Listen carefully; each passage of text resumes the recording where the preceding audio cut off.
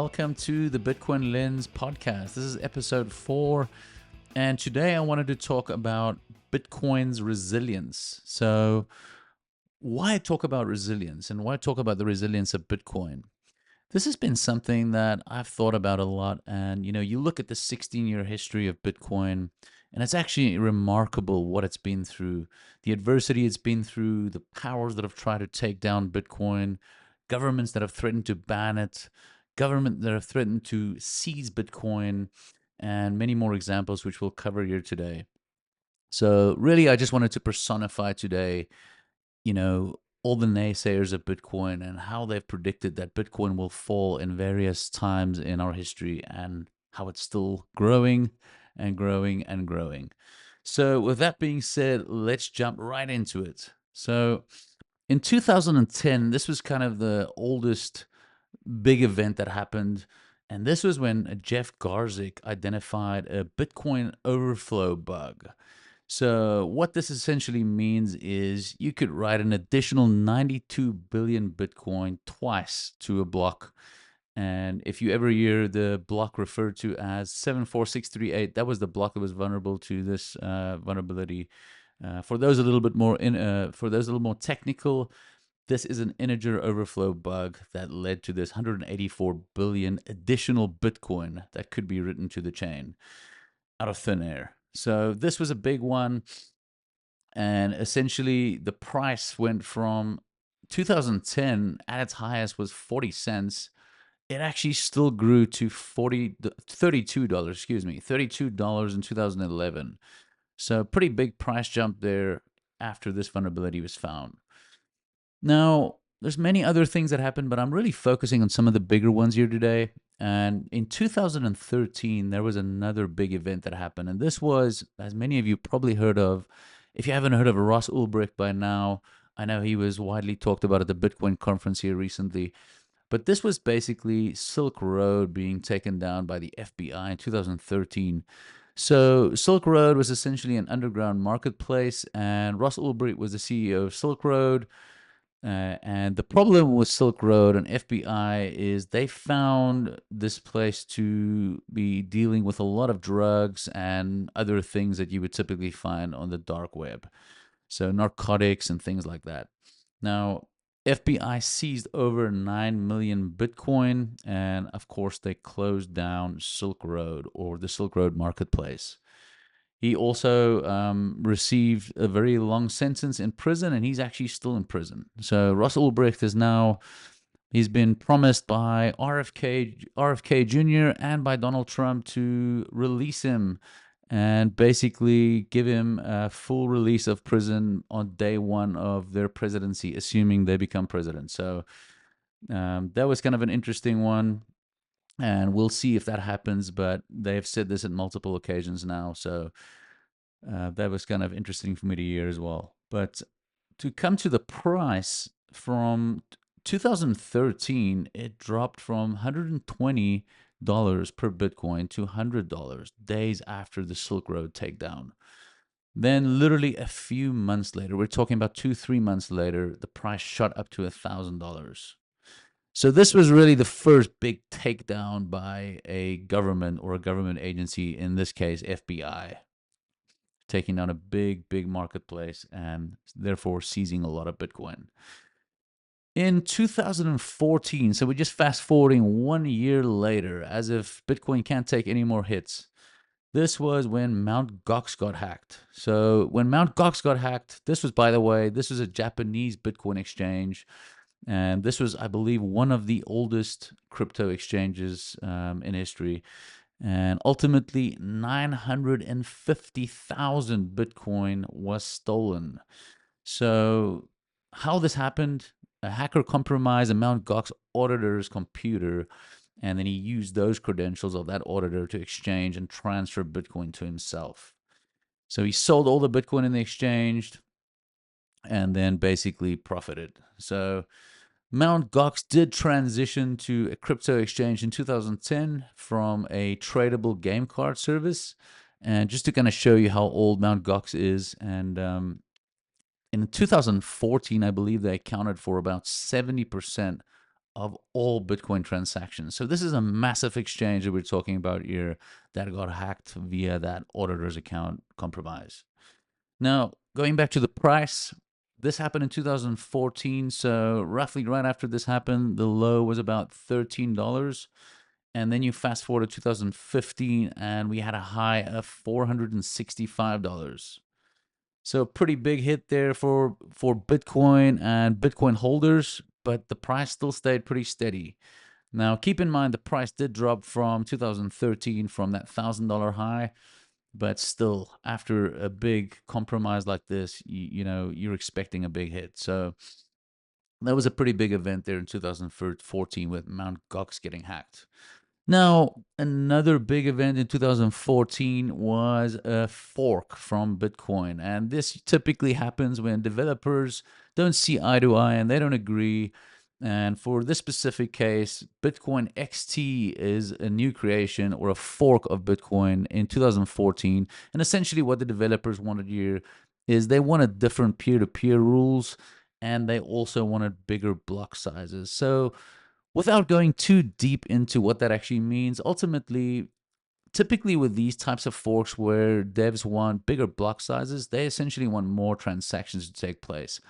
More transactions in a block is also going to increase the block size, which means you'll need more compute, which means mining will be more centralized because less miners will be able to, solve those transactions, and also, profits will also be cut. So that was the first big fork there in 2014 with Bitcoin XT. Now, fast forward to 2017, and we now have China going hard against crypto. So they went as far as banning ICOs. If you're not familiar with that, it's similar to a stock market's IPO, initial public offering. It's just an initial coin offering. So they banned initial coin offerings. So basically, all crypto ICOs they banned in 2017. They also went ahead and banned crypto exchanges. So they just kind of went one step further there. And just to kind of put that in perspective, China as a country was the dominant player in crypto before this, when you just consider volume of crypto exchanges and crypto transfers. Now, also in 2017, right after the China ban, you had the Bitcoin Cash hard fork. So 2017, just like 2014, was a pretty eventful year for Bitcoin facing some serious adversity. So the Bitcoin Cash hard fork, once again, we're looking at a code change and basically splitting Bitcoin or splitting away from Bitcoin with a hard fork. And these developers also wanted greater number of transactions in a single block than Bitcoin. And they wanted essentially it to be more of a payment chain, and they saw Bitcoin more as an investment chain because they can't handle as many transactions. So this reduced the fees, this reduced the transaction times, but just like every other event before that, it never took off. It never got widespread adoption. And just like Bitcoin XT, it never got big enough adoption where Bitcoin was ever under true threat there. So, just to kind of give you a little bit of other background there, they did want to try and increase the block size in Bitcoin Cash. They wanted to increase the block size to 32 megabytes, which will fit a drastic amount more of transactions within each block. That is about 32 times bigger than an average Bitcoin block, which is 1 megabyte. This would also, like I said earlier on Bitcoin XT, this would require more computational power, which means miners would be more centralized, which cuts into profits. And ultimately, after this Bitcoin Cash fiasco, the price went in December 2017 over 3,000 and it changed to 300. So it was a pretty big drop there. And, that was a big hit for Bitcoin. Now, keep in mind, we're talking about 7 years ago, and we're talking about $300 price range here for Bitcoin. Right now, as I'm speaking, the Bitcoin price is about $58,945. So this is pretty incredible what we're seeing here. Now, let's fast forward to 2021. So China now double downs on what they did in 2017, and they're actually banning crypto and mining in 2021. So this is not just Bitcoin; they're banning all crypto, they're banning all mining because obviously miners have started to increase, and it's very profitable, especially pre 2021. And China wanted control of the money and energy, and this is impossible with a sound money like Bitcoin. Now, the digital one gives them more control and surveillance, and this kind of makes sense. For a communist nation like this kind of makes sense why they want this type of control. And, looking at the recent shift here, if you look at RFK and Donald Trump, with their super pro Bitcoin stance, you got to give RFK a little bit kudos there. He was, when it comes to politicians, he was definitely one of the first out there on the American scene, at least, to be pro Bitcoin. And definitely, he is a Bitcoin OG when it comes to politicians. So, Hong Kong actually did legalize a spot ETF in 2024. So, just to kind of give you context from where China is going from 2021 to 2024. Now, I know it's Hong Kong, but still, it's promising. And the price in 2021, after all this banning, was a low of 29,796, and it went up all the way to 47,835 in that same year. So once again, some really big moves there from governments, just kind of putting control on this market and stamping their authority in this market. And we're still seeing a huge price jump there, almost double in 2021, end of 2021. Then some of you may have heard of the Binance hack. So Binance is the biggest exchange in the world, the biggest crypto exchange in the world. So the blockchain that was tied to Binance was hacked, and there was roughly $570 million worth of BNB tokens, which is basically the token living on the Binance blockchain. $570 million worth of BNB tokens stolen. So this impacted the Binance Smart Chain, and this impacted the Bitcoin price. All the money on this was withdrawn by the hacker. $100 million was unrecovered from this hack. And the price went from 2022, the low $18,490 to, it made a nice big recovery and went all the way back up to 42,500. So in 2022, still in 2022, so you got the Binance hack, then you have the FTX collapse. So if you really don't know much about crypto, you don't know much about Bitcoin, you probably heard of SBF or Sam Bankman-Fried, who recently got 25 years in prison and was sentenced this year. So his exchange, FTX, went bankrupt in 2022. He essentially, without going into crazy amounts of detail here, he defrauded investors and embezzled and misused some of the client funds. So essentially, if you had any, just to kind of put it in a nutshell here, if you had crypto or you had Bitcoin in FTX or on the FTX that lived on the FTX exchange, there was a very good likelihood that you probably didn't have anything in there because they backed all the depositors' crypto by a very, very small fraction of actual crypto sitting in the back end. And like I said, they defrauded investors and they used this client funds for personal reasons. So basically, no liquidity backing the crypto holdings we see here. And he stole billions of dollars from customers. In 2022, the price went again from a low, like I said, 18,490 to 42,500. And this was in the midst of the Binance and the FTX collapse. So just keep in mind, these are two very, very, very big players in this industry. So the fact that Bitcoin recovered from that is truly remarkable. And I would almost put 2022 as probably the most significant year as far as like Bitcoin recoveries. Because if you were gonna say Bitcoin's really gonna fall and collapse, that was probably gonna be the year. Now you move to 2023, 1 year later. So there's no breathing room here for Bitcoin. Every year is a new hit. So CZ steps down as CEO of Binance. So that was the CEO of Binance. and he was considered by some the most powerful person in cryptocurrency. Like I said, Binance is the world's largest crypto exchange, and he made a $4 billion settlement with the US government for violating anti money laundering laws. He pleaded guilty to one count, and he basically pleaded guilty to the count of failing to take required anti-money laundering measures. He stepped down as a CEO, and he was sentenced to a short little 4 months in prison in 2024, so not too bad there. The prosecutors did ask for 3 years, but the judge declined.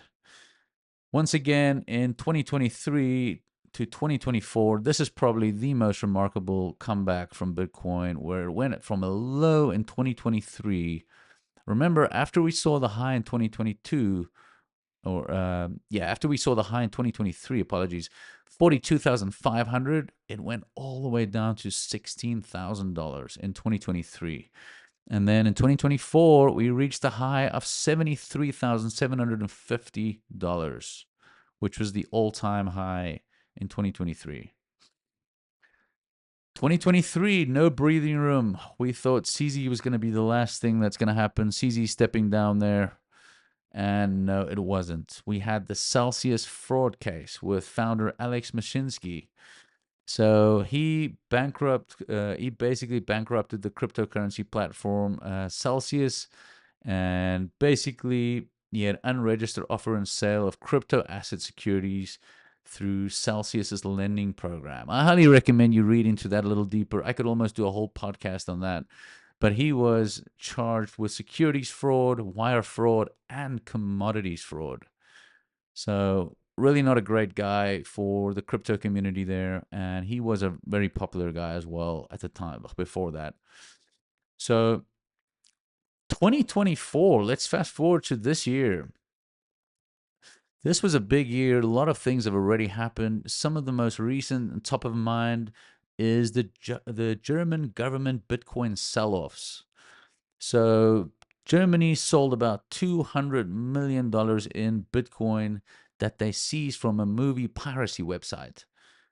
Now, this was a frustration to a lot of crypto lovers and Bitcoin lovers, especially because this really crashed the price there. And, this was persistent selling for roughly, if I remember correctly, this felt like about at least 2-3 weeks of persistent selling every single day from the German government. So just a big hit on the Bitcoin price there every single day. 2024 as well, you saw a US government sell off of Bitcoin of $2 billion of Bitcoin seized from the initial Silk Road Bitcoin seizures. So this was obviously seized from that Bitcoin, like I explained earlier, due to a basically dark web or underground marketplace running there, selling drugs, narcotics, things like that. So another big hit there in 2024. Now, 2024, not yet done yet. Bitcoin to face more troubles. So, July, Mt. Gox payouts to creditors happen. So, the Mt. Gox hack that I talked about earlier, the payouts happen to that. And the problem with the payouts is once these rulings happen and the payouts happen, not all the creditors keep their Bitcoin. So, if everyone kept their Bitcoin, that would have no impact on the price. But in this case, many of them sold it. So, big problem there, and the price dropped, price dropped, price dropped. So this is 10 years after the hack, and still feeling the pain there on the price from the Mt. Gox hack. Now, these were a lot of little items that I just quickly kind of walked through here. These are some of the bigger ones, though. I kind of went through them briefly, but these are some of the bigger hacks and bigger events that we saw in the Bitcoin space that some really believed would really crash Bitcoin and would finally bury it. And guess what? We're still moving, we're still growing, and we're not going anywhere. You saw as recent as last week, you saw the Japanese carry trade fiasco where, everything fell. The stock market fell, Bitcoin fell by 10, 15,000. I think it was 20%, if I remember correct. Had a 20% drop, crept into the 40s again, into the high 40s, went all the way from high 60s to high 40s.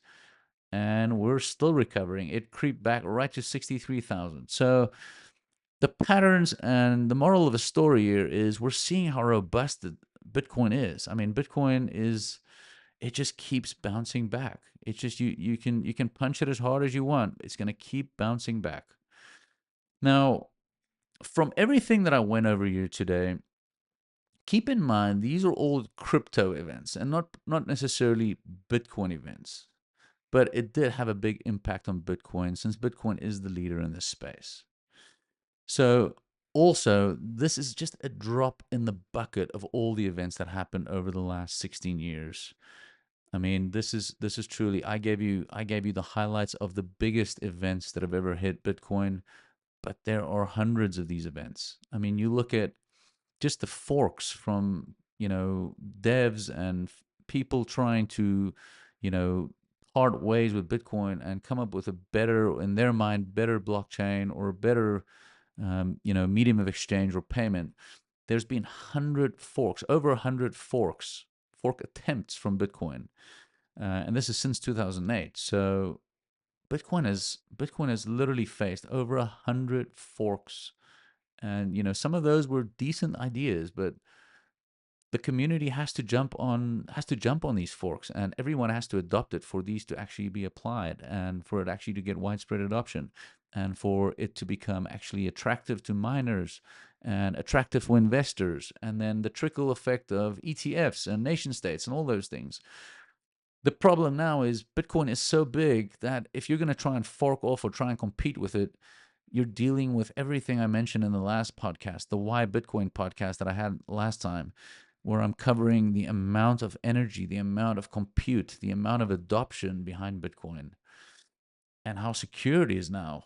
It is just a leviathan of a blockchain right now. And in order to take on this beast, you're going to have to come up with something better. And then even if you do come up with something better, you're now going to have to convince millions and millions and millions of people to now shift over to your, blockchain. So also, I haven't even talked about countries that have banned Bitcoin. You look at China. China banned Bitcoin, like I talked about. Egypt, Russia. Russia now has actually legalized it, and actually they now allow trade with Bitcoin internationally. As recent as this month, they've just actually legalized Bitcoin mining. So a country that's banned Bitcoin or now is now actually pretty pro Bitcoin, which is amazing to see. You look at bigger countries like India, Qatar, Iraq, Turkey, they all ban Bitcoin. They still ban Bitcoin. You look at, the endless crypto exchange wallet and individual hacks since Bitcoin's inception. It's unbelievable. Like I said, I just went over a drop in the bucket here. They're over, just to kind of give you perspective of how Bitcoin looks in the large ocean of cryptocurrencies, there are over 20,000 alternative cryptocurrencies since Bitcoin's inception of 2008. The top 20 cryptocurrencies make up 90% of the market cap. And the market cap of Bitcoin is 1.2 trillion, just shy of silver's market cap, and more than 50% of the total crypto market's market cap. Let that sink in real quick. The survival of Bitcoin, in my opinion, is not due to its age, not due to the adoption or the name recognition. I truly think it's due to the survival of sound money. It's a sound money. It's finite, like I said previously. 21 million, easily transferable, easily divisible, self custody everywhere and anywhere. It's decentralized. It's super secure. It's redundant. It's backed by 4 times the amount of energy of the US Navy. It's backed by more than 90% of the largest IT companies in the world's compute with ASIC chips, which is 2,200 times more efficient than your regular CPUs. And I really think with all this resilience, Bitcoin's not going anywhere. And I hope you enjoyed that. And I hope that was enlightening. And I hope that gave you some great perspective of everything Bitcoin's gone through and the adversity it's faced. But, I'll keep stacking, and I advise you to keep stacking. Having said that, I'm not a financial advisor. Like I've said before, this is just truly my Bitcoin lens into the world of Bitcoin and how it impacts the global economy, geopolitics, and everything around us. And I definitely think it's worth the time to study up on Bitcoin if you have not yet.